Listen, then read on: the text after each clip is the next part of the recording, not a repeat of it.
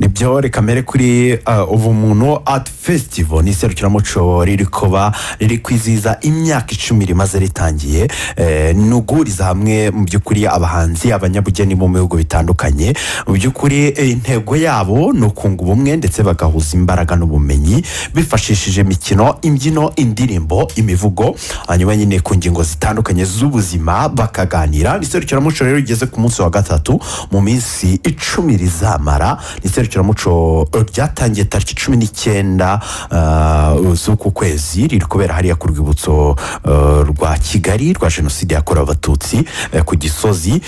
Bageze rero ku munsi wa gatatu navuga ko hari abahanzi batandukanye bagiye bagaragara muri serukiramuco, harimo witwa Peace Joris, harimo kandi witwa Kivumbi King mu buhanga buhanitse bafite rwose mu byukuri muri iyo mikino n'ibindi bitandukanye bari kwigaragaza cyane. Hanyuma ariko kandi nihute cyane mve kuri iri serukiramuco kugitabira n'ubuntu cyangwa hari ibisabwa ati Rwanda ubundi mu byukuri harababa batumiwe ariko hakaba n'undi ushobora kubishaka ushobora kubishaka nyine akaba yajya hariya ku Gisozi hanyuma akabasha kwitabira.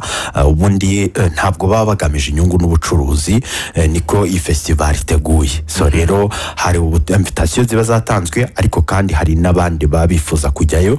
Icyo bigusaba no kwagera hanyuma ukabasha kubana n'abandi muri iri serukiramuco rikomeye cyane. Ntabwo rigamije inyungu, ushobora gutera inkunga ibikorwa byabo ariko mu byukuri iyo hageze urinjira hanyuma ukabasha kubana n'abandi nyine muri iyi festival.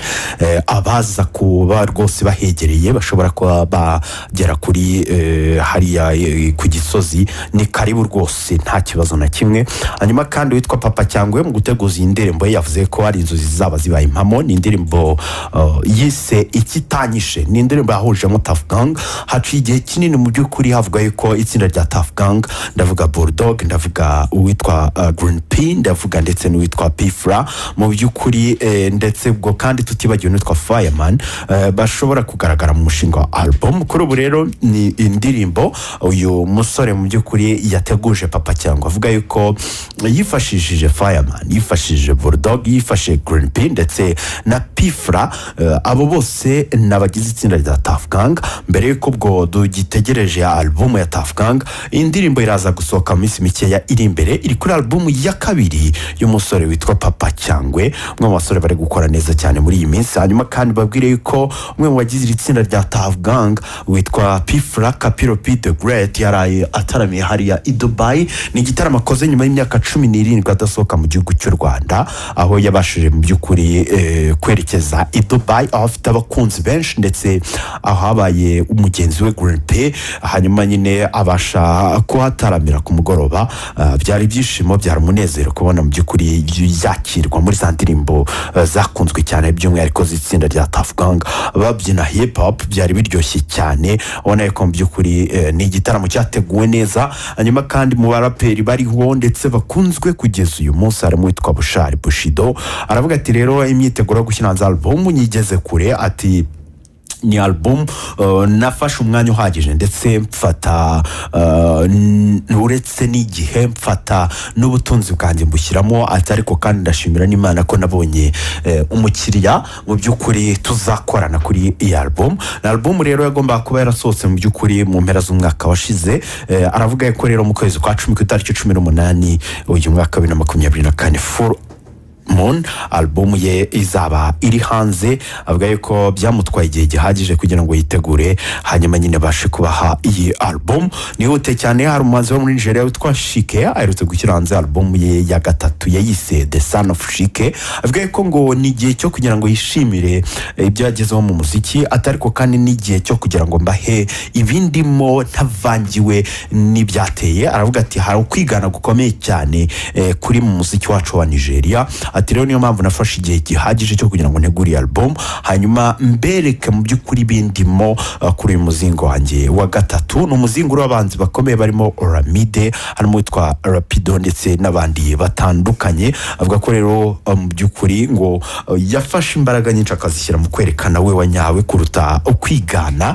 Hanyuma kandi witwa Dibange n'umuhanzi akaba MC akaba mu byukuri wacira inzira benshi mu bahanzi hariya muri Nigeria.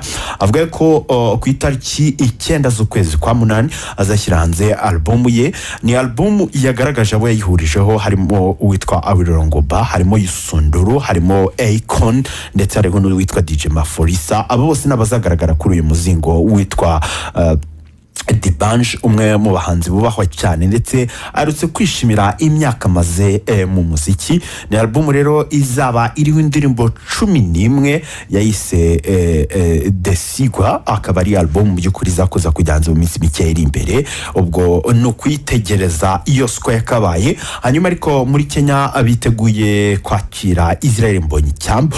Kuri ubu bamaze gutangaza ko Destiny Voice n'itsinda rikomeye cyane rizafatanya na Israel Mbonyicyambu mu gitaramo afite ku itariki 10 z'ukwezi kwa munani. Ni igitaramo kizabera Ulinzi Sport Complex hariya Rangata, niho igitaramo kizaba kibera. Israel Mbonyicyambu agiye gutaramira muri Kenya mbere gato yo gutaramira ndetse no muri Uganda. Avuga ko azishima cyane ndetse rwose ngo intego ze aruko bitarenze uyu mwaka wa 2024 yazaba yataramiye no muri Tanzania, aho afite abakunzi benshi cyane. Avuga ko ari inzozi zikomeje kuba impamo. Ni Mbonyicyambu by'ukuri unateguza igitaramo afite n'ubundi kuri Noheli hano iwacu mu Rwanda, n'ubundi ati nta cyahindutse. Hanyuma kandi witwa The Weekend ati tuzaba turi kumwe muri Sao Paulo, aho ni muri Brazil. Ni igitaramo afite mu kwezi kwa 10 ku itariki 7. Ati nagiye ntekereza kenshi, nagiye nifuza kenshi kuzataramira muri Brazil. Ati rero rwose ni inzozi zanjye zigiye kuba impamo kuzataramira kuri uwo mucanga mu mafu meza. Ati rero nditeguye, nizere ko mu by'ukuri namwe mwiteguye. Ni igitaramo rero afite hariya mu by'ukuri muri Sao Paulo. Hanyuma kandi witwa Rita Ange Kagaju, uyu ni umukobwa w'umuhanga cyane mu kuririmba, ni umukobwa w'umuhanga cyane mu gucuranga gitari, ni umukobwa w'umuhanga mu gukompoza melodies ziryoshye cyane. Yanditse ku mbuga nkoranyambaga ati ndashimira Imana kuba yarabanye nanjye mu rugendo rukomeye cyane. Ati ni ntambwe ikomeye ngezeho nyuma yo gusoza amashuri kaminuza hariya muri Leta Zunze Ubumwe za Amerika. Ati ndashimira ababanye nanjye mu rugendo rw'imyaka 4. Rita Ange Kagaju ajya guhaguruka mu gihugu cy'u Rwanda mu by'ukuri yatangarije itangazamakuru ko wari umwanzuro ukomeye cyane. Ati mu by'ukuri wari umwanzuro numva ukomeye kure ku muziki ndetse no kujya kure y'igihugu cyanjye. Ubwo rero birumvikana ko mu by'ukuri nyuma y'imyaka 4 no kuza gutegereza se aragaruka mu Rwanda komeza ibikorwa by'umuziki. Ese mu by'ukuri araza gukomeza ubuzima hariya muri Leta Zunze Ubumwe za Amerika. Ni Rita Ange Kagaju. Hanyuma kandi nihute nyure kuri Kigali Hip Hop Festival.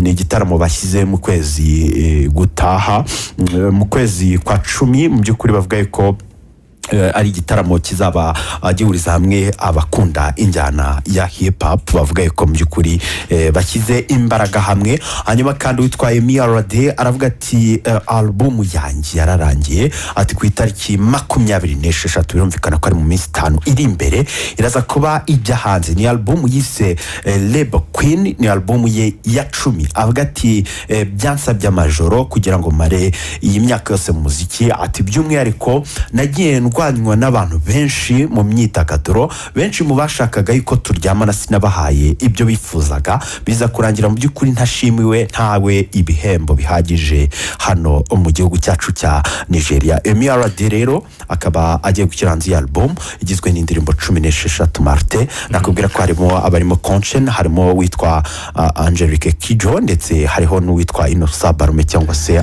Inos B. Reka tugushimire cyane Moses. Yego ngushimire cyane nawe Marte.